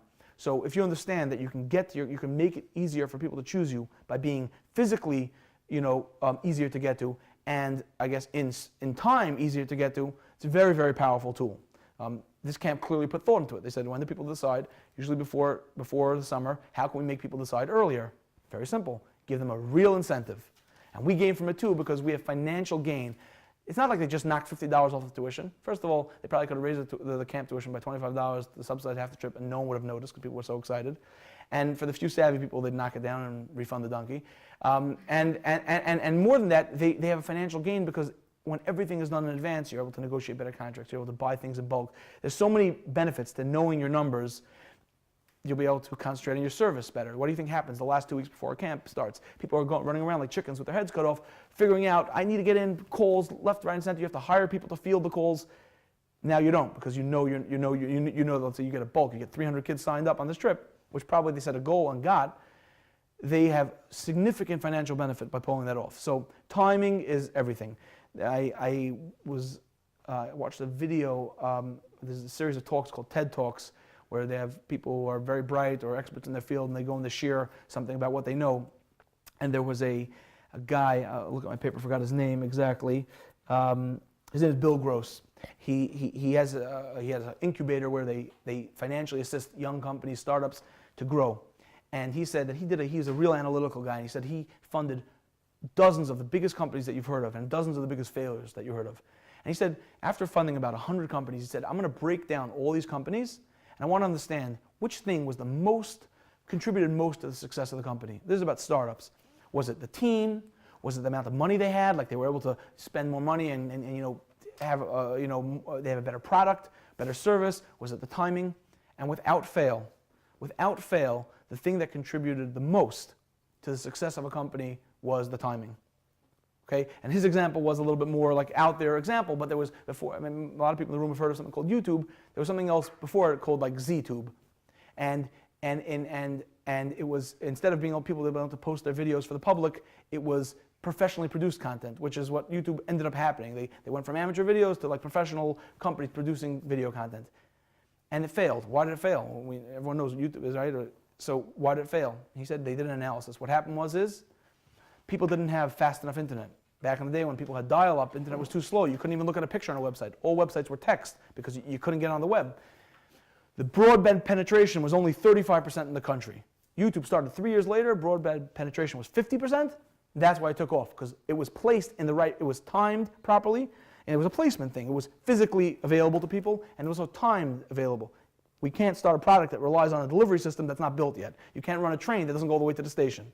So timing really is everything, from small businesses, summer camp in Lakewood, to the biggest, most successful startups in the world. So it's not to be underestimated. Okay. Another way, it's placement, but it's also the opposite of placement. You know, placement implies you're putting something down, either in time or in place. Sometimes you can place things by bringing people to you. Okay, and I'll give you an example in my own business. I'm in real estate now, with commercial real estate buildings. Some buildings are near highways, and they're fantastic. They're a great location. You get off the highway, and a minute later, you're at your office. Some are further out. They were built when there weren't major roadways, or whatever the reason why they were built. They're not in the greatest locations. So sometimes there's a solution. If the building is cheap enough because nobody wants to rent it, you could buy it at a low price and build into your marketing budget that we're going to create transit options. We're going to work with the city to extend the bus to our building. We're going to have a series of vans that go during the high volume times from 8 to 10:30 and from 4 to 6:30. We're going to have a transit van that goes back and forth to the nearest bus station, metro park, other transit hub. And that way, I've suddenly taken a building that was only trading at $10 a square foot. I can now have a building worth $40 a square foot because all of a sudden, there's so much more interest in the industry to be there because people know it's not a badly located building anymore. I can get to where I need to go. I can get to my office quickly. I can take the train just like everyone else, and I have a concierge. Not only that, instead of having to go all the way to my location or taking a cab or taking a city bus, I'm getting a branded van with my building that rolls up to the bus station. So you've accomplished two things. You have your advertising, and not only have you solved a problem, but you've actually increased the value of what you have. You've made it better. So you solve two problems with one. So the example of that on like a smaller level, and things we can understand is cleaners pickup. I use a cleaner that picks up because I don't have time to go to the cleaners. I'm out early in the morning, I come back late at night. We have a lot of kids. If not for cleaners that picked up, I would never get my clothing to the cleaners. So the cleaners may be on the other side of town. I used to use one that was in Jackson. It was a 25-minute drive from where I live. But they were placed appropriately because they had the pickup on Sunday morning when I liked it, when it was convenient for me. So by changing the game, by changing how easy and how difficult it was for me to get to them, they guarantee themselves better placement, even though they were far away from their potential customer. So that's another example of placement where you basically bring people to you, or you go to the customer. The last P, and this is something that people don't traditionally include in marketing, is people. And people are essential to any business. Most of you know, but I'll just, there's a man named Warren Buffett. He's one of the richest men in the world. And his business is not technology. His business is not any one business. He controls a conglomerate called Berkshire Hathaway. And I don't even know how many businesses he owns. He owns dozens and dozens of businesses, each one in their own rights, tremendous companies, multi-million or multi-billion-dollar companies. I think the annual revenue last year, that means the money they brought in, I'm not talking about profit, but the sales, the amount of money that was paid to them by customers was $210 billion. If you could wrap your mind around that number. The pile of money that it would be larger than this whole city. $210 billion is a colossal amount of money. It's bigger than the GDP of some small countries. And he has a philosophy that he very heavily researches every company that he buys, and then no matter how much money it costs for him to buy that business, if he bought it for a reason, and that reason is good management. They have to have good fundamentals and good management, and then he steps away. He makes no decisions with the original management team, unless he buys a failing business that needs a change in management, and even then, he usually promotes from within the company, or once he promotes someone, he backs off. He never, ever gets involved directly in a company. I mean, maybe there's a case of emergencies, it'll be an exception to the rule, and this is not something that's in the newspapers. This is in his own published books. He says, this is my strategy for success. I trust people. So if you doubted the importance of people in business, I can tell you right now that Warren Buffett didn't succeed on promotion, on price, on product, or on placement. He puts his entire success into his management, which is his people. So people are essential to business. It's not disputable. People are essential to business, and people are part of your marketing strategy. We mentioned before that in a service business, it's fairly understood that people are essential to the marketing strategy. People can make it more likely to choose a commodity product like insurance if you have good people, but in products, it's the same. So instead of going to a lot of examples, which I will get to a few, I'd really like to boil down what I call the people into 3 categories: the good, the bad, and the ugly. The good are people who are knowledgeable, friendly, and passionate. They care. The bad people are the opposite. They're ignorant, they are rude, and they don't care. Okay? They're so ignorant, rude, uncaring, knowledgeable, friendly, and passionate. Those are the good and those are the bad. And the ugly are people who control the flow of choice towards your business, but you don't control them. Okay? An example would be if you sell a tomato, you're not selling it from the back of your truck. If you are, it's to a limited group. Most of the tomatoes you sell are in a grocery store. Who sells your products there? Who knows, right? Once a product leaves your business, you're completely at the whim of other people. So when I say ugly, it doesn't mean that they're ugly. It just means the situation is pretty ugly for you because you have you really, on default setting, you really have no control over how those people represent your business and how they change the likelihood of success or a failure. Okay, so let's get into why that's important. If people are knowledgeable, it's easier to sell, right? If you're trying to sell a shaitel and you hire someone who doesn't know anything about shaitels, the person is going to ask them, do you think this looks good? I don't know. I don't know anything about, if I would try to sell a shaitel, I don't know. I don't know. If someone asks you a detail, does it have this type of cap or is it this type of hair, and you don't know, that's a frustrating experience. I came here to be taken care of and no one's taking care of me. I came here to buy something expensive and no one's taking care of me. If they're rude, that's obvious, right? You all listen to the Shmuel Kunda tape. The reason why the spice merchant had no customers is because he screamed at people and argued about how to pronounce oregano. If you're rude, you drive people away. And if you're uncaring, that could probably be the most dangerous. They can be friendly and they can be knowledgeable, but if they don't care, it's not going to sell. Someone tells you, does this shade look good? Yeah, it looks pretty good. Friendly. And what's it made out of? I'm sure, but I'm ready to clock out. I don't care. In fact, I would say that people who care, passionate people, is probably the most important trait. If someone cares about something, typically they won't snot someone out. Sometimes you have a crazy guy who's fanatical about something and it has to be their way and their personal opinion on a specific thing they're really, really passionate about, and sometimes they become rude. But typically someone who cares about something wants to share it with someone. Someone who loves fish. Well, I have a neighbor in my Sugar's neighborhood. He liked fish. He enjoyed fish tanks and pets, and his family always had it. And he started a very successful custom fish tank business. Why? Because he cared about it. He became knowledgeable. And then if you talked about it, he'd be like, yeah, this thing, that thing, the other thing. You have a problem with fish? Sure, I'll come help you. I'll make sure your fish survive. I had a fish tank. My fish were dying. He came, emergency phone call. Like the guy from that book, don't feed the fish too much. He came with his bag, and he came to help my fish. But he cared. So people who care, typically people who care about a certain subject, are usually willing to be friendly and sharing about that, and they're usually pretty knowledgeable. If you care about it and you're not knowledgeable, it's pretty much a paradox. If you care about something, you're going to know everything there is to know about it. So the opposite is rude, ignorant, and uncaring. It's obvious. If they're unfriendly, they're going to drive people away. If they don't know, they're not going to be able to sell. And if they don't care, they're not going to be effective. Okay? They're not going to be effective. So how can you encourage, discourage, or good and bad employees or people, and how can you affect the ugly situations? So with good people, it can be as simple as rewarding good behavior. A lot of businesses will hear someone on the phone, they'll have a great conversation, and okay, we expect that. So the rest of the people in the business who might not be as good don't see any need to go that extra mile. In the Zappos, they sell online shoes. They have a policy. They have very strange management policy. They have no managers. Everyone's their own boss. But one of the things they do is they encourage people to spend as much time with the customer as needed. I saw a news story about 6 months ago that they broke an internal company record. Someone was on the phone with the customer for 17 hours. They didn't leave the business. 17 hours. They were schmoozing about the grandkids and what type of shoes they wear and hiking trips. But what do you think happened to that investment of 17 hours? What do you think happened to that person? One of two options. Either that person was out of their gourd, and unless they buy a lot of shoes, you really see nothing from them, Or more likely, you get someone who's going to be an evangelist, someone who's going to go around saying, Zappos is the best company in the world. They sell the best shoes and they sell the best selection. They won't say they sat on the phone with me for 17 hours. What they will say is that they care about how my feet feel, they care about my life, and then they want to take care of it in the shoe-related business. Right? So that might be an extreme case, but people who care can be very, very effective to your bottom line. So encouraging, having policies in place. First of all, training. Not everyone is friendly by default, or not people don't have the right context for friendliness. They don't realize what needs to be said. So rewarding people who are all three is very important to your business.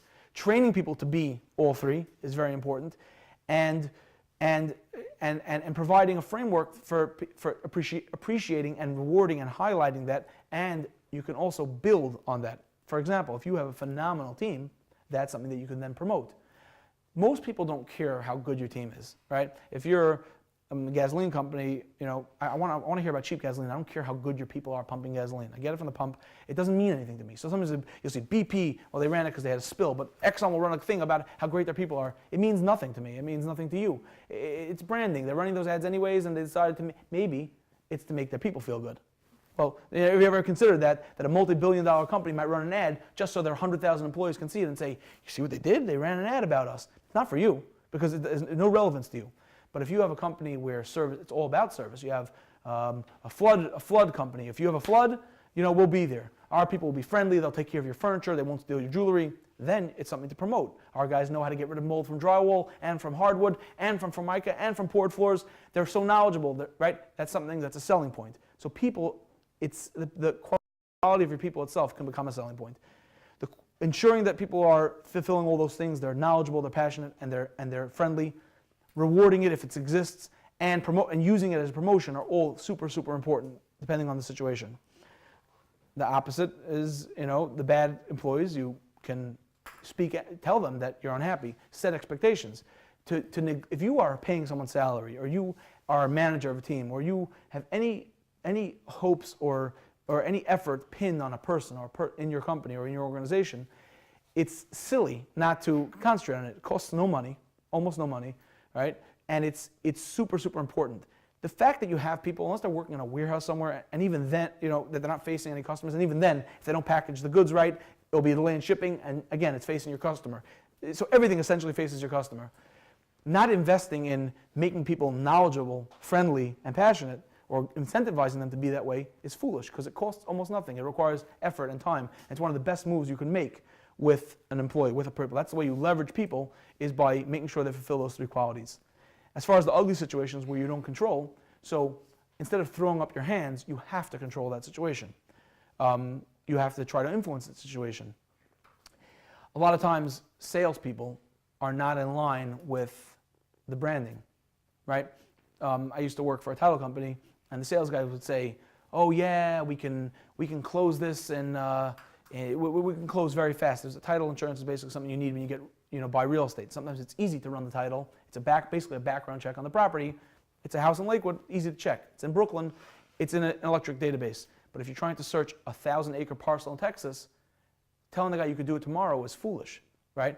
Our branding, our internal branding, is that we make sure that your property is free and clear, so it's safe to buy. Our branding is not that we're quick. Our branding is that we do that, and we do it in the best possible way. Sometimes that means quick. Sometimes that means we know all the guys in the land man. There's a department in Texas called the Land Man Bureau. And it's because there's men who know the land. That's literally what it is. It's really, really complicated. It takes weeks, backlogs. They have to go on jeeps and horses to survey the land. Instead, you tell the guy, you want to rush into this? Or do you want to do it right? We're going to get the most reputable agency. We're going to get the best plotted lines. And you're going to buy this parcel with the comfort that the money you're investing in this parcel is going to be, you're not going to have any claims, and you're going to be confident and be able to tell your investors and tell your partners, we know that there's no disputed mineral rights. We know that there's no endangered coyotes. We know this piece of property is prime for development. And that's not going to take a day. It's going to take a week. It might take 2 weeks. It might take 6 weeks. So the sales guy is not aligned with what's going on in the business. He's not aligned with the branding. He just knows quick because his boss, his client said, be quick. So he says, I'm going to be quick. And then he shoots himself in the foot. Comes back after one phone call to the office, and he says, sorry, I told you we'd get it in a day or two. Really, it's going to take 6 weeks. And that's a blow up, instead of it being aligned. So that's an example of an internal ugly situation. You do control them, but they're not connected. So why don't you sit down your sales staff and say, this is what we're developing. This is the product that we're developing. This is the service that we're developing. This is the message that we're saying. Make sure we're all on the same page. Don't sell something that we're not selling. Okay, and the opposite could be true. The sales guys could know what works. Okay, the opposite situation is sales guys could know what works. They're selling commercial refrigerators, and the number one selling quality of the commercial refrigerator is that it is very slim. It fits into a lot of standard building. They build walls 18 inches deep whenever they make a right turn, so the fridges always fit perfectly. And in the marketing department, the guys are cooking up creative things that keeps temperatures cold, and then they get like this brochure to go out on their sales run, and it says a whole bunch of stuff that nobody's interested in, right? So that's an example where the creative department is not in line with the sales guys on the ground who know what the benefit that's working is. And you should have put together a brochure showing how this will fit in any kitchen, this will fit in standard kitchens and in old kitchens, it will fit next to other appliances because we've developed this fridge to mesh with any line of appliances. We've done our research and we know the standard gaps, and this thing will slot in perfectly, and that's all chefs care about, that it should fit, and they don't have to move around the rest of their equipment. I may have made up that example, but the truth is there. Sometimes the internal people know what's going on, sometimes the external people know what's going on, and it's important they should be on the same page. If you have a situation where you sell grocery in a store and people who are not related to your business sell, so it will be imperative, go down there, go early in the morning, buy them breakfast, tell them, listen, I'm launching a new line of salsa. Whenever you see someone in the produce section buying eggs, why don't you hand them this postcard, say, hey, I make these great Spanish omelets with that new thing in aisle 5. Put it together. Or someone says, which is the best, brown sugar? I don't know anything about it, but if you sell the brown sugar, educate them. Go in and tell them, this brown sugar, it's best for cupcakes, this one's best for this thing, this one is going to make your pancakes, it's the best. Whatever your selling proposition is, whatever your benefit is, make sure that the people know, because people are essential to your success. You're not going to be successful in just throwing your product in the grocery store and hoping that it'll be chosen from the thousands of other products. You have to give yourself an edge, and the edge is the people. I mean, you could do promotion too, you could make an in-store display. There's a lot of things. But when you're in a situation where you feel like you have no control over people, if you think about it hard enough and realize that they present a tremendous marketing opportunity, and typically people marketing opportunities are cheap. There's one scenario where they're not cheap. That is hiring a sales team. A lot of people are they're good in service, but they're not good at sales. So hiring a sales team is super, super important. But it really has less to do with people. It really has to do with promotion, which we'll go on to. So pretty much the last P. Promotion is like I said, what people think of marketing. Okay? Now, my personal view is, unless you have a very, very large and established business, or you're in a business that you know works. For example, a seasonal business like Esrogim. You sell Esrogim, every year you sell X amount of Esrogim, some years better, some years worse, and you know that the best thing for you is to be as big and flashy and exciting and bumpy of an ad as possible. Okay? That's what works for you. So then you do a massive ad campaign. You're in the TED, you're in the Shopper, you're in the Voice, you're in the BP, you're on the radio, you're everywhere. Very often that is a losing proposition for businesses. There are many, many, many better promotion ideas than advertising in any form. And I'll go through 3 of them to start before we get into actual advertising. One is salespeople. You cannot underestimate the power of a salesperson. Most marketing is done to an audience, okay? Like we said, there's a business, there's a product and a service, there's an offer, and then there's payment. The offer is either 2 people or people come to you. Now that audience always looks the same. It's a bullseye. In the middle, you have the most valuable people, the people who really, really want the thing that you're selling. It's usually a small group, but it's an intense group. It's the people who are closest to the decision to buy. When you go out, there's the next ring of, it's bigger, it's usually bigger, more people, but medium interest. And then there's the general public, people who, if you told them enough about it, they might decide, hey, I do want to go fishing, or I do want to go skiing, or I am interested in that salsa. It's tremendous. It's everybody, basically, but it's very, very far away from a decision to buy. So when you advertise, think about what you're doing. Unless you are advertising for a specific product, for a specific trade or a specific interest group in a magazine, if you're advertising ski lessons in a magazine for skiers, then you're in the middle of your bullseye. And even then, you're not, because you could further drag down the bullseye to say, okay, people who are going skiing this season, people who have knee injuries, people who are reading the magazine, subscribe to the magazine, but they're not going this year. So obviously that's much more granular, but on a bird's eye view, you have a bullseye. The people in the middle, the people in the middle, and the people on the outside. So an ad costs you $300, $400, $500, $600, $700, $800, $1,200 in a national magazine, and what do you get out of it? You get phone calls, you not get phone calls. Every business has to decide what their marketing budget calls for. If you have a very large business, then print ads, the cost of print ads doesn't really make a difference, and you might have a different strategy as to why you're printing them, maybe for your own employees. But there are many, many more effective ways than advertising. Advertising is pretty much a shotgun approach. Just blast it out as wide as possible, and hopefully people will notice. And a good ad will be more effective than a bad ad, and good placement in the right magazine will affect you some more. But to get to the circle, the middle circle, you have to use a much more surgical approach, and that is salespeople. Salespeople have one job and one job only. Go to the people who want to buy, or they think they want to buy, and convince them that they should buy from you. Not convince them to buy, because you can't convince anyone to buy. But people who are ready want to buy your product. The guy who bought paper last week wants to buy paper this week because he's running his office and he needs paper. Go straight to him and say, we sell better paper, we sell cheaper paper, we sell paper that you'll never run out. If you call us at midnight and you're running out of paper for tomorrow and there's a big need for paper, we'll come at 6 a.m. Make sure there's paper before your doors open, right? Whatever the people, product, placement, whatever your tactic is, but it's focused into the middle of the circle. That's what salespeople are for. Not only are they focused on the people who are in the middle of the circle, they're also good at what they do. They know how to negotiate. They know they're confident. And frankly, a lot of people don't like sales. It always feels like you're selling someone something. It's a burden. A lot of us naturally don't like to sell. There are people who love to sell.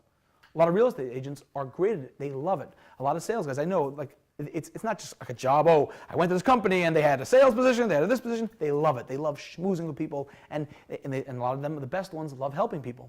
And their angle is, this is going to help you. This thing that I'm going to sell you is going to help you. And they naturally start pitching the benefits instead of the features. Not, we're fast, but we're going to take care of you.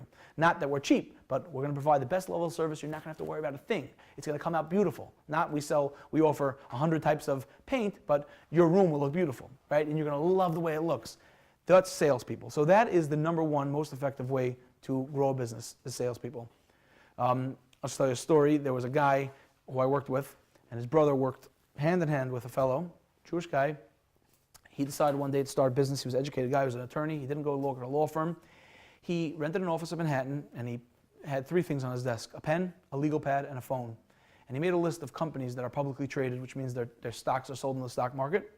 And every quarter or every certain time period, I'm not sure exactly when, they have to file SEC filings, which is they have to report earnings and money they spent and how much stock was bought by insiders. There's a whole list of things they have to file that's public information. It's very tedious, it's very boring, nobody wants to do it. He called up a company and said, hi, let me speak to your CFO. Who does your SEC filings? You have someone in-house, you're not happy with him? I'll do it quickly, we'll make sure all the T's are dotted and all the I's are dotted, the T's are crossed. Give me your business. And that's all he did every day. He made a list of companies, there's thousands of them, and that's all he did every day, just cold calling companies. After 5 or 6 years, he didn't say exactly how long it was, but it was approximately that long. I just know based on the time frame of the story. He sold his company for $70 million. That's all he did. He had a phone, a legal pad, and a pen. And he'd write the names down and cross them off. If he got him, he checked. If he didn't get him, he crossed it off. And then he had a system, obviously. He had a few people working, he at the beginning he did it himself. It's boring, tedious work. He just had the guys who knew it. But direct sales. He didn't run an ad. SEC, he didn't run an ad on the radio or in the Wall Street Journal. These things, an ad in the Wall Street Journal, full-page ad, cost $150,000, the weekend edition, right? Was there potential to make a lot of money there? Sure, but he went directly to the source. Not that somebody would see his ad and then tell the CFO. He went to the person who had a problem and he solved it for them. That's all he did. He did sales with a phone and a legal pad. That was his whole business. And that is true for every business, almost every business. That sales is a super effective tactic, more effective than anything else, because you're concentrating on the middle. Another one is partnerships. If you sell something, like we had a question before about art, I once had a client who had a gym. He said, how do I get the word out without spending a lot of money? Well, I said, he had a martial arts studio. I said, well, why don't you partner up with, why do people take martial arts? They want to feel confident, or they want to get exercise. A lot of people do it for exercise. So I said, oh, there's an obvious partnership. Go to a gym that doesn't offer martial arts and make a partnership with them. Your members get 50% off of my classes, or I'll offer classes in your gym on an open slot. Right there, you're connecting with an audience who's in the middle of the circle, people who are already spending money to take care of their health and to do physical activity. What's the difference in a treadmill or a martial arts class? Not a lot of difference. The circle of people interested in treadmills and martial arts classes is like that. Pretty much the same group. A few people on the end who are not interested, but a lot of people in the middle who are. So partnering with like-minded businesses or businesses that sell to the same group is essential in promotion. So by promoting yourself and getting the word out is a way to get people noticed. Like a business that nobody knows about is the business that fails. How do you get people to know about you? Get people who are interested. You know, someone hears it in the back of their head, oh yeah, I saw an ad, but they're not interested. So talking to those people is not so helpful. They're not going to choose you, or they're far away from choosing you. Maybe if you advertise every single week and they finally need your service, they'll choose you, but that's ineffective. What's effective is going to the middle of the circle. Might be a smaller group, but much more likely to take your services or goods. So partnership sales and in person. I can't tell you how many people I speak to who have a business and never ask for any referrals. They never ask for referrals. They never ask for introductions. They do their business and then they're afraid to ask. They never follow up with their existing customers. The people who've actually been happy with your service are your greatest asset. So asking for referrals or asking for people to point you in the right direction from your existing customers is tremendously effective. They are the middle of the middle of the middle of the circle. They're people who are interested, actually bought and paid you and are happy with you. I'm assuming they're happy with you, otherwise they'll say no when you ask them for a referral. But those people, concentrating on those people, just those three groups of people, sales, partnerships, and in person is typically much, much more effective than an ad that targets a whole wide audience. There are many businesses that advertisements are justified and make sense in a strategy. But when you think about it, it just should be one of your options, not your only option. I recently had a guy who called me up. He was a therapist and he specialized in show and bias. And he said, I have a great idea. It was his brother who called me. He's like a therapist and his brother was helping him with the marketing. He was a business guy. He said, I have a great idea. We're going to make a logo. No other therapist has a logo. We're going to make a beautiful website. We're going to run ads on the Scoop and the Shopper, and we're going to run ads everywhere. And it's going to be a whole thing. And he's going to become an instant, therapist celebrity. I said, okay. I said, if that's what you want to do, that's fine. How much do you think this is going to cost you all? I'm prepared to spend $10,000. I said, you're going to spend $10,000 in 6 weeks? I have a better idea. Let's talk about the business. How does your brother get customers? How does he get clients who are in need of show and bias, mediation or help or therapy? He said, oh, well, typically it's, a couple and they go speak to someone they know, or they speak to a Rav or someone they trust, and that person suggests someone, right? I said, okay, so do you want to advertise about a potentially very sensitive topic, blast it out, and hope that somebody will see an ad and for themselves think, you know what? I should go see someone about show and bias. Or someone calls a friend, did you see that ad? You should really go for some show and bias therapy. Or is it a better tactic to take that $10,000 and hire 2 workers to make phone calls with every single Rav and Askin in town, and to call them up and say, hi, I'm calling on behalf of so-and-so. He's an experienced therapist. He has a proven method. This is what he's good at. This is what he specializes in. Let's set up a meeting and have face-to-face meetings with the people who direct the show and bias business, so to speak. Okay? And he's like, oh, I never thought about that. I said, well, congratulations. I just solved all your marketing problems. You would have spent $10,000, you would have gotten nothing from it. I really believe that he would have gotten nothing from it. And it would have been a flash in the pan. Someone said a great line about viral marketing, or it's like banging a drum on the street corner, right?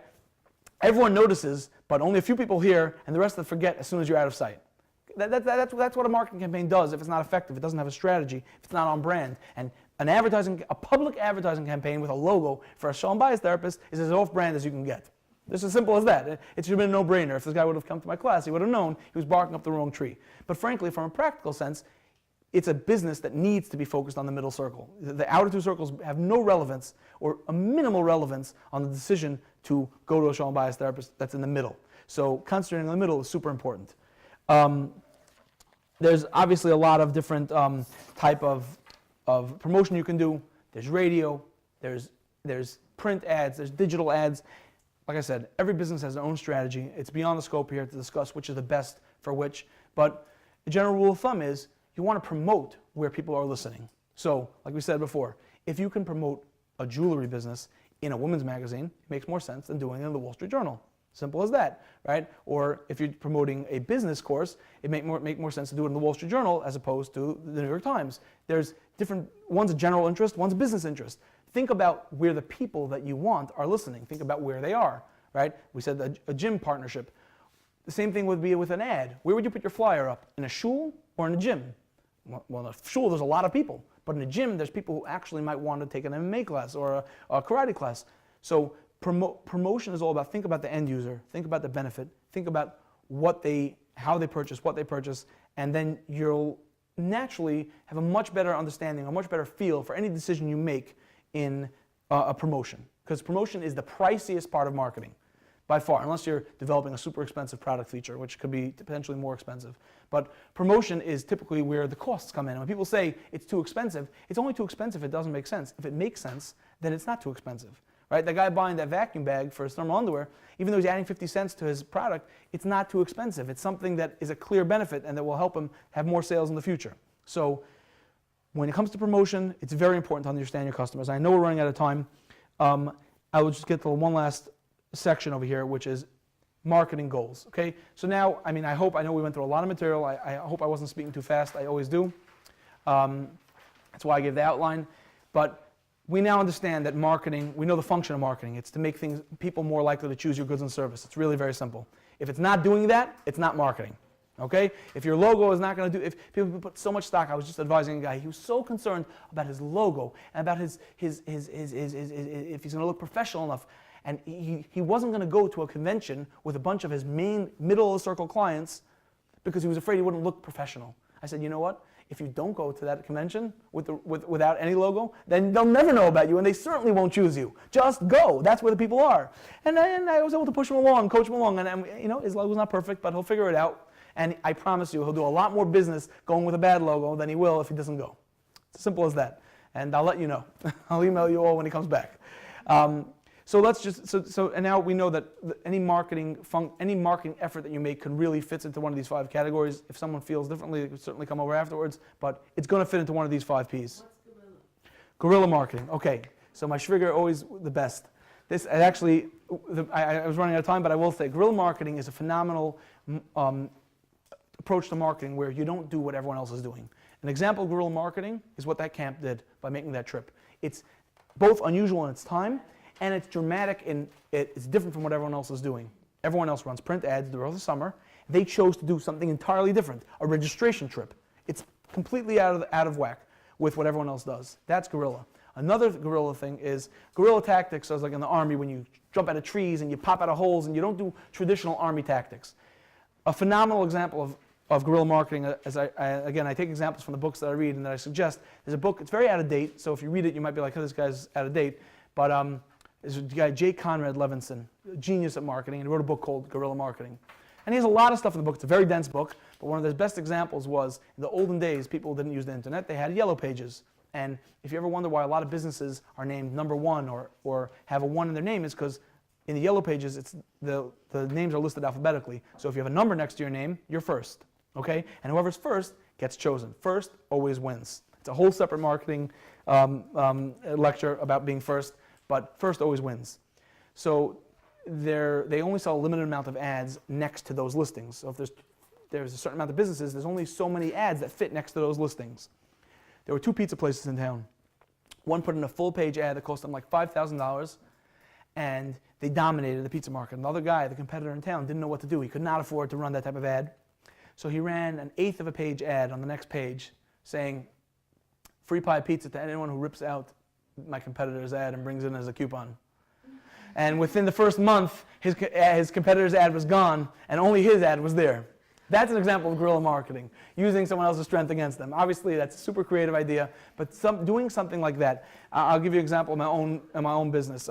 There's a very popular concept now called WeWorks. It's basically co-working spaces where a lot of people are crammed into offices and they share amenities. So instead of a company having to lease out a lot of space and sign a long-term lease, they can sign a short lease and go into this beautifully designed space, but there's no security in these spaces. So if I was considering, advertising against WeWorks opening up a more secure location for lawyers and accountants, all I'd have to do is take a picture of their beautiful spaces and with all the computer screens visible through the glass walls and say, see what's wrong with this picture? And now I'm using their beautiful design against them. That's guerrilla marketing. Looking for a hole in your competitive strategy and exploiting it. That's guerrilla marketing. Typically it involves using your competitor. In our very sweet and not so competitive Jewish market, you probably wouldn't want to do that to your competitor, but there's still ways like this camp did where they basically just threw everyone under the bus by advertising way ahead of schedule. So guerrilla marketing is usually effective if you can find the right one, but that's something that it's not just the scientific thing, oh, I'm going to just do guerrilla marketing. It's something you truly have to think about and come up with a real, aha moment. Sure, you have a question? I'm just curious that guy with the convention, I find maybe it's just the lady thing, but if someone doesn't have the proper front, they're going to feel like an idiot, and then they're going to, when they go to their show, they're going to put themselves down, like, I don't really have much to offer you because I'm lower class. If they would go with a high-end logo, they would impress much better. So maybe they should wait till next year or figure out a way to get a new logo fast so that they should feel confident about what they're doing. Okay, that's a fair point. If you feel that you won't be effective until all the ducks are lined up, or that you're 100% happy with the logo, then you won't be an effective salesperson. So you know what I would suggest? If you're choosing between not going because you don't feel I was very scared. right. So I happen to know this guy. I think that once he gets there, he'll be fine. He's putting too much stock into his logo. But if I would tell someone, if a choice of not going because you won't feel confident, then you have another solution. Hire a salesperson to go to the convention for you. Right. Hire a mercenary. Hire someone for the weekend to go and sell for you. Because not to go and seize opportunities because things aren't perfectly lined up in business in general. Almost every successful tech company, every successful business, the person who is first, the person who gets there first wins. Because you know why? You have a chance to be first. You might stumble and fall, but you can get up. You're already on your second lap when the person's just starting their first. That is the way it works. The companies and the individuals who actually act. That's another thing with marketing. Market. Don't wait till everything is perfect. You have enough opportunities. If you take what we discussed today, you'll find enough opportunities to change even small things. You don't be like, oh, I have to go back, I have to analyze my whole company and apply all 5 Ps to every element of my company. That's not true. It's entirely untrue. You could find one thing from this whole class. If you could take one thing and apply it to your existing business, you'll see incremental results. And once it changes, you'll concentrate on the next thing, concentrate on the next thing. The whole exercise of this class is that you shouldn't be overwhelmed by marketing. You should realize that there's dozens and dozens of opportunities in every business, existing and new, to make incremental changes. I know we're getting close to the time where we are at the time, but I would just say that one of the most important things for marketing is information. All this is wonderful and scientific, and you're breaking down your 5 Ps, and it's amazing, but without information, you won't know. Okay? And what I mean by without information is you don't know is that you have to ask yourself, who, when, what, why, where? Why do my customers buy? Why do people buy groceries? Well, you know, because they have to feed their families. It's an easy answer. Why do people buy a new car? Now it's a much harder question. Are they buying a new car because they're looking for a status symbol? They're buying a new car because their old car was temperamental? Are they buying a new car because they were never able to afford a new car and now they can't afford a new car? There's so many reasons, and that would affect your marketing strategy because the circle the bullseye is different for each group. The bullseye is totally different. So the people who don't have dependable cars, then you want, as a car manufacturer, you want to make sure to have super dependable models. For the people who are looking for a status symbol, you can't just have low-end cars, you have to have a high-end car, which is exactly why car companies have a multiple model lineup of cars. It's incredibly capital intensive. You know how expensive it is to build a car factory and produce, do you know that most cars are produced on the same innards, the chassis, it's called the wheels and the base? Most SUVs, most cars are produced on the same exact chassis, just a different top and bottom, like a Hot Wheels. Because companies have to figure out a way to make money. You can't just make 17 types of cars and every 3 years they come up with a new one. You know how expensive that is? They have to because people buy cars for totally different reasons. They don't make them because there needs to be 17 models. There doesn't have to be a Corolla and an Avalon and a Camry. It's not, someone doesn't say, you know what, I need 12 cubic square feet less. I'm going to fit into more parking spaces. That's not how they make their decision. But there are people who convince themselves that they do. Or the company itself creates that option. Says, hey, are you eco-conscious? You could drive a smaller car. Do you live in a tight parking space? You can get in. How many more spots can you get into with a Corolla or a Camry? Not many more. It's a foot of space. But you feel like you did. You feel smart because you made that good decision. I live in a cramped city. I bought a small car. It's a marketing tactic. So getting information about your customers, asking questions is the most important thing you can do. People don't do surveys. They don't ask. A lot of people, I'll go back to your question about confidence and about in our community and a lot of times people who are not experienced in business, they're so afraid of looking bad and failing that they don't act. So many people are like, oh, then I'll do this and my competitors will undercut me. Yeah? Well, they're saying the same thing. The person who acts and actually does something, even if you fall flat on your face a few times, is going to be more successful than the person who doesn't act and is more calculating. So many people I've heard of said, I don't want to start a business because I don't want to do this thing because people are going to make fun of me. They're going to say it's a stupid business, a stupid idea. They don't like my brand. Okay, well, they're not doing it. All they're doing is making fun of your effort. Just go and do it, and you'll be successful. The people who act do it. I worked for a man who was incredibly successful. He grew a business from 0 employees to 110 employees, and he fell flat on his face all the time. And he looked idiot all the time. He started a company that was competing with another big company, and people laughed him out of their office, but he just kept at it. And now he employs 100 people. Anyone in the room employ 100 people? No. But you could all say, I never fell flat on my face. I never looked bad in a meeting. I never was laughed out because they didn't think I was professional enough. But he employs 100 people today, and you don't. So, it's not about you and him. It's about that being afraid to fail is one of the biggest drawbacks to marketing, because then you can't do any of these things. You don't want to put yourself out there. You're not going to want to promote. So let's go back to the most important thing. Gathering information, asking questions, taking surveys of customers. I'll tell you an anecdote. We ordered groceries from a grocery store, and it wasn't coming on time, and my wife called and said, sorry, we're canceling the order. I got it from a different store. We were leaving for Shabbos. It had to be there at a certain time. And 2 hours later, the manager called up and said, why'd you cancel the order? Never before had my wife come with plenty of orders. He called up, he said, why'd you cancel the order? And he said, I'm a new manager, and I want to know why people cancel orders. And it's phenomenal, because now he knows we're going to lose customers if we don't deliver by X amount of time, or he can track it. If I got 20 canceled orders, and the answer was always 10 times was the same answer, tell the 10 times it was totally different things, but 10 times I got the same general answer, then I know I can gain those 10 orders by making sure I have enough boxers on staff or hiring another person, and I can make a cost-benefit analysis. I'll have gained 10 orders of $300 for paying an extra worker $20 an hour.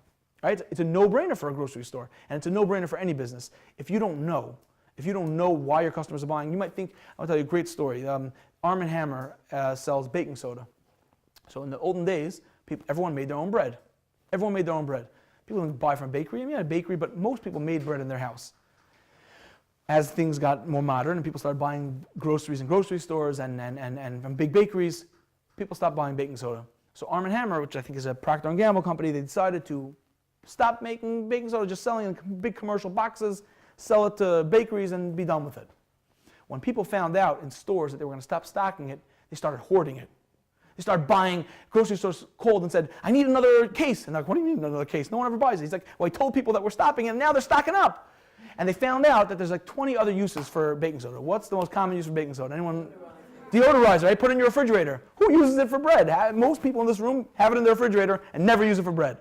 They thought people bought it for bread, but then they found out that it's a deodorizer and it good works in kitty litter boxes. And they never even bothered to ask.